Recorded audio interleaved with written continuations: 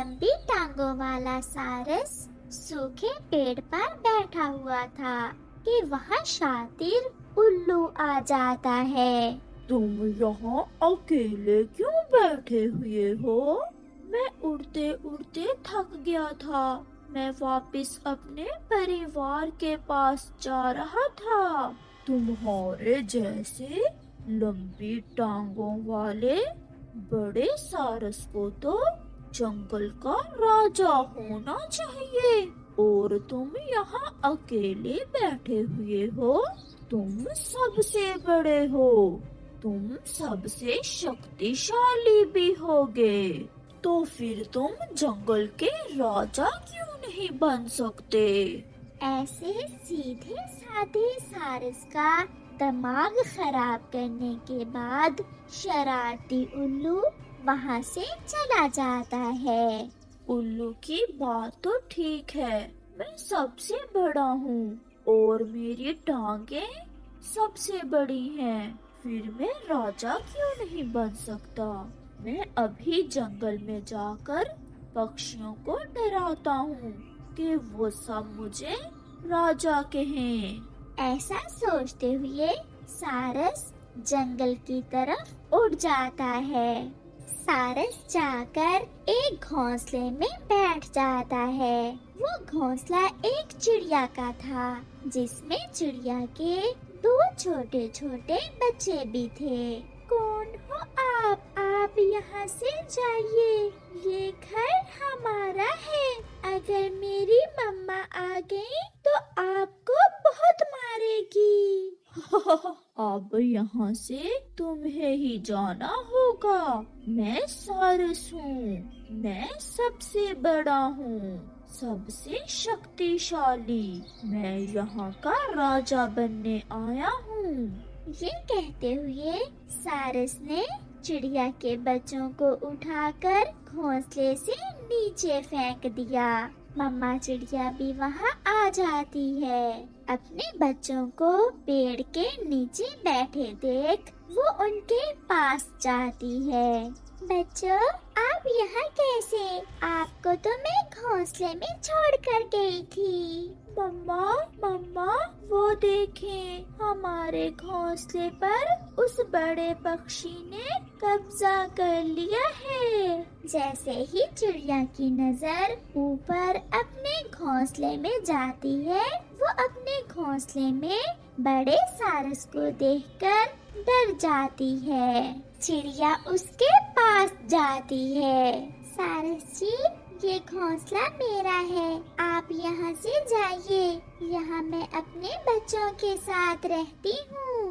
मैं यहाँ राजा बनने आया हूँ, और आज के बाद इस जंगल में मैं जिस भी घोंसले में चाहूँ रह सकता हूँ। चिड़िया छोटी और कमजोर थी। वो जानती थी कि वो अकेले उस सारस को यहाँ से नहीं भगा सकती, इसलिए वो ज्ञान से काम लेती है। अच्छा, तो आप हैं सारस राजा जी? मैं तो कब से आपको ढूंढ रही थी, बहुत देर से मिले हैं आप। उन्होंने सच ही तो कहा था, मुझे राजा ही होना चाहिए।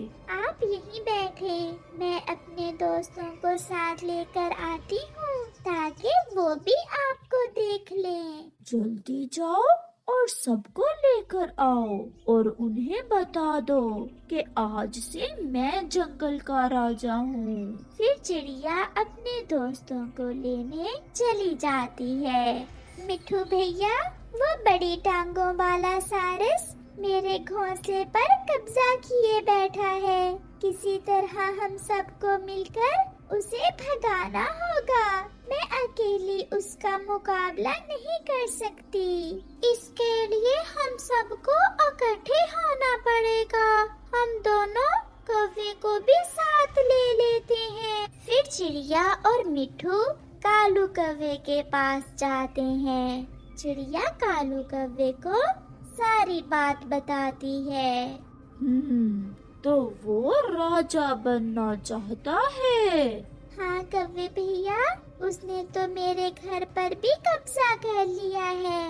मैं देखता हूँ उसे जाकर। फिर वो तीनों दोस्त वापस चिड़िया के घोंसले की तरफ उड़ते हैं।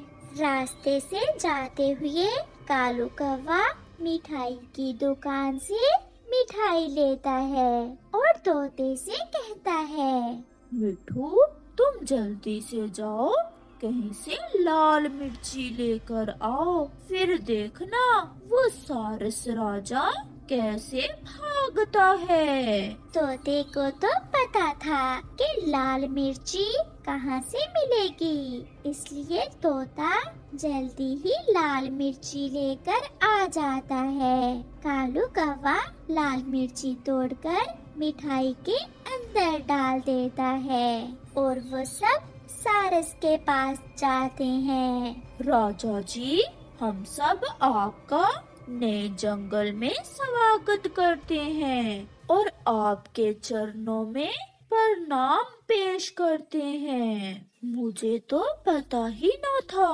कि मुझ जैसे लंबी टांगों वाले पक्षी को राजा होना चाहिए। वो तो उल्लू ने मुझे बताया। राजा जी, मेरे दोस्त आपके लिए स्वादिष्ट मिठाई लेकर आए हैं। जो भी हमारा नया राजा बनता है उसे ये मिठाई खानी होती है। मैं अभी सारी मिठाई खा लेता हूँ। ऐसा कहते हुए सारस जैसे ही एक रसगुल्ला मुंह में डालता है वो तो उछलने लग जाता है। मर गया, मर गया, मैं तो मर गया रे, बचाओ बचाओ, मेरा मुंह जल गया, ये मिठाई बहुत कड़वी है, मैंने नहीं राजा बनना, मैं ऐसे ही ठीक हूँ। ऐसे वो सारस वहाँ से भाग जाता है और फिर चिड़िया अपने बच्चों को साथ लेकर अपने घोंसले में खुशी खुशी रहने लगती है। प्यारे दोस्तों, इस कहानी से हमें सीख मिलती है कि मुश्किल समय में ज्ञान से काम लें। छोटी चिड़िया और उसके बच्चे भोजन की खोज को निकले थे। अभी तक उन्हें कुछ भी खाने को ना मिला था। वो माँ और बच्चे उड़ते उड़ते पहाड़ों के पास पहुँच जाते हैं। फिर उन्हें एक पेड़ की डाल पर लाल रंग के फल नजर आते हैं। चिड़िया अपने बच्चों को साथ लेकर वहाँ चली जाती है। बच्चों, ये कैसा पेड़ है? इसके केवल एक ही शाख पर फल लगा है। मम्मा, मम्मा देखें, इस पेड़ की शाख पर किसी ने रस्सी बांध रखी है। मम्मा, इसे बहुत दर्द हो रहा होगा। हाँ, मुझे बहुत दर्द है। क्या आप मुझे इस रस्सी से आजाद कर दोगे? क्यों नहीं पेड़ भैया, मैं अभी ये रस्सी खोल देती हूँ। चिड़िया वो रस्सी खोलने की पूरी कोशिश करती है मगर वो नहीं कर पाती। फिर चिड़िया अपने बेटे कुकू से कहती है, कुकू बेटा, आप घर जाएं और चाकू लेकर आए। ये रस्सी हम चाकू की मदद से काट देते हैं। कुकू अपनी मम्मा की बात मानकर तुरंत अपने घर चाकू लेने चला जाता है। और गुड़िया बेटी, आप अंकल पेड़ के लिए नदी से पानी लाए। हम पेड़ को पानी पिलाकर फिर ही इसके फल खाएंगे। मैं अभी पानी लेकर आती हूँ। ऐसे गुड़िया नदी से पानी लेने चली जाती है। थोड़ी देर बाद गुड़िया पानी ले आती है और कुकू भी घर से चाकू ले आता है। चिड़िया चाकू की मदद से वो रस्सी काट देती है। अब मैं बहुत अच्छा महसूस कर रहा हूँ। आप बहुत अच्छी हो। आपने मेरी मदद की। ऐसे ही हमेशा दूसरों की मदद करते रहना। अब आप मेरा फल खा सकते हो। आप भी बहुत अच्छे हो जो आपने हमें मीठे मीठे फल दिए। फिर चिड़िया उस पेड़ से मीठे मीठे फल तोड़कर ले जाती है। चिड़िया अपने घर जाकर वो मीठे फल खा रही थी कि वहाँ गोरी और कालू आ जाते हैं। चिड़िया चिड़िया, ये मीठा फल तुमने कहाँ से लिया है? हम तो सुबह से भूखे फिर रहे हैं, मगर अभी तक कुछ भी खाने को नहीं मिला। फिर चिड़िया गोरी को सारी बात बताती है।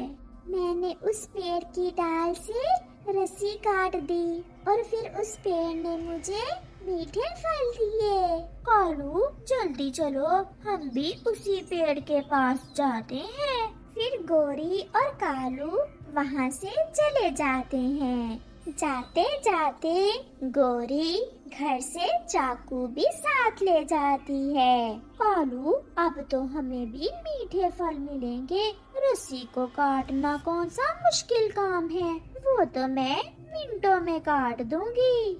गोरी और कालू उस पेड़ के पास पहुंच जाते हैं। वहाँ सच में एक पेड़ की एक डाल पर मीठे फल लगे हुए थे, मगर इस बार वहाँ कोई रस्सी ना थी। कालू, ये क्या हुआ? यहाँ तो कोई रस्सी नहीं है। चलो, फल तो मिला, हम मीठे फल खाते हैं। हाँ गोरी, ये फल बहुत मीठे होंगे। फिर जैसे ही गोरी और कालू वो फल खाने लगते हैं, वो पेड़ उनसे कहता है, रुको रुको कौवो, आप ऐसे मेरे फल नहीं खा सकते हो। पहले आपको मेरी परीक्षा पूरी करनी होगी। बताओ बताओ पेड़ जी, क्या बात है? फल खाने से पहले आप थोड़ा आगे जाओ। वहाँ एक बूढ़ी फाख्ता अपने घोंसले में प्यासी बैठी है। वो बीमार है, वो पानी पीने नदी पर नहीं जा सकती। पहले आप उसे पानी पिला कर आओ, हम भूख से मर रहे हैं। और पेड़ जी, आप हमारी परीक्षा ले रहे हो। मैं देखता हूँ आप कैसे हमें अपने फल नहीं खाने देते हो। ऐसा कहते हुए कालू और गोरी उस पेड़ से फल खाना शुरू करते हैं। थू, छी छी, कालू, ये फल तो बहुत कड़वे हैं। उस चिड़िया की बच्ची ने हमें उल्लू बनाया है। ये तो कड़वे फल का पेड़ है। अच्छा ही हुआ जो हम इस पेड़ के कहने पर फाख्ता को पानी पिलाने नहीं गए, वरना बदले में हमें तो कड़वा फल ही मिलना था। ऐसा कहते हुए कौवे वहाँ से भाग जाते हैं। वो पेड़ उन्हें जाते हुए देखकर मुस्कुरा रहा था। कौवो, तुम क्या जानो कि पक्षी अपने प्यार की मिठास से कड़वे फल भी मीठे कर सकते हैं। जैसा किसी का व्यवहार, ऐसा ही उसे फल मिलता है। प्यारे दोस्तों, अगर आपको ये कहानी अच्छी लगी हो तो इसे लाइक करना ना भूल।